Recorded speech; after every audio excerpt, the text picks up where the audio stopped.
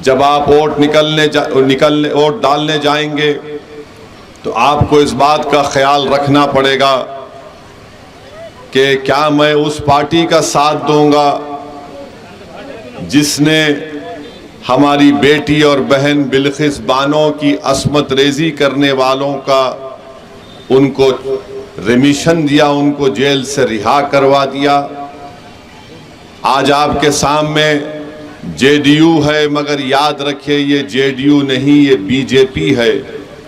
जब 26 तारीख को आप वोट डालने जाएंगे तो बिल्किस बानो की उस तकलीफ को याद रखिए कि हमारी एक बहन बेटी हामिला थी, 2002 में उसकी अस्मत रेजी की गई। उसकी एक 3 साल की बेटी को उसके सामने कत्ल कर दिया गया। उसकी माँ को और उसकी खाला को हमारी बेटी के सामने बारी बारी से अस्मत रेजी करने वालों को नरेंद्र मोदी की सरकार ने रिहा करवा दिया। तो 26 तारीख को एक तारीख रकम करना है कि क्या हम उस पार्टी का साथ देंगे जो हमारी माँ और बहनों की इज्जत नहीं करते। तीसरी बात आपको याद रखना है कि CAA का कानून जो नरेंद्र मोदी की सरकार ने बनाया, और उस पार्लियामेंट में अगर किसी ने CAA कानून के खिलाफ पूरी आइन और संविधान के सामने रखकर बोला तो उस पार्टी का नाम मजलिस इत्तेहादुल मुस्लिमीन है। मैंने अभी पिछले पार्लियामेंट के सेशन में भी ये बात को कहा था, जो आखिरी पार्लियामेंट के सेशन में हमारा पार्लियामेंट का ऐवान में वो ऐसा सेशन हुआ, मैंने उसमें कहा था कि तुम सीमांचल की जनता को घुसपैठी कहते हो, इसीलिए तुम CAA NPR NRC कराना चाहते हो। नरेंद्र मोदी पूर्णिया में आए और नरेंद्र मोदी ने कह दिया कि इस इलाके में घुसपैठी घुस रहे हैं। तो नरेंद्र मोदी तुमने बोल दिया कि तुम्हारी हकीकत क्या है।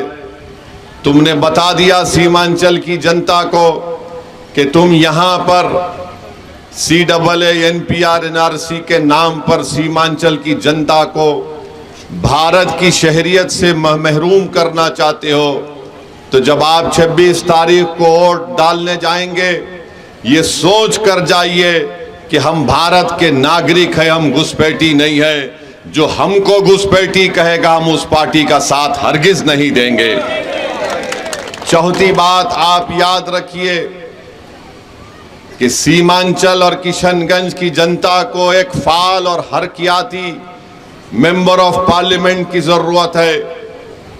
आपके सामने जेडीयू के मास्टर हैं, मगर ये नाम इसका मास्टर जरूर है, मगर इसका असली मास्टर आरएसएस और नरेंद्र मोदी है। याद रखिए, ये नाम का मुजाहिद है, ये नाम का मुजाहिद है, इसका मास्टर मोदी है। आपके सामने एक मास्टर है जिसका मास्टर मोदी है, दूसरी तरफ जावेद है।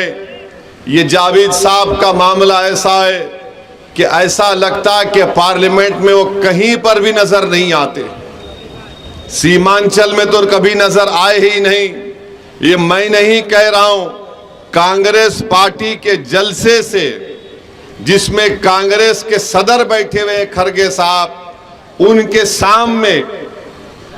सामने उन्हीं के पार्टी के एक साबिका रुकने असेंबली, क्या नाम है, जनाब तौसीफ साहब ने कह दिया कि जावेद साहब आप किशनगंज की पार्लियामेंट में नजर नहीं आते, नजर आना चाहिए आपको। उन्हीं की पार्टी के लोग उनको कह रहे हैं कि वो गायब है।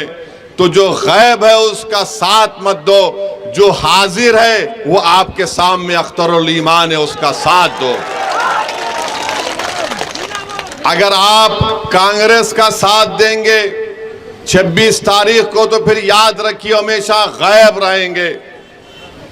तो जब आप 26 तारीख को वोट डालने जाएंगे, मेरी आपसे गुजारिश है कि अख्तरुल ईमान साहब को आप वोट दीजिए। अख्तरुल ईमान की शख्सियत को कामयाब करना नहीं है, सीमांचल की जनता की कामयाबी के लिए, इंसाफ के लिए आपको अख्तरुल ईमान को कामयाब करना है। अख्तरुल ईमान की शख्सियत को मत देखिए, आपकी पसमानदगी को देखिए, आपकी नाइंसाफी को देखिए। कल जब पार्लियामेंट में CAA NPR NRC का कानून लाया जाएगा इस सरजमीन पर, आप अपने दिलों पर हाथ रखकर सोचिए कि जब यहां पर NPR NRC होगा तो क्या जावेद लड़ेगा या ये मास्टर लड़ेगा? जावेद को उसकी पार्टी कहेगी खबरदार, तुम हिलना नहीं, तुम गायब हो जाओ। मास्टर से कहेंगे कि तू मास्टर नाम का है, तेरा मालिक मोदी है, तू जबान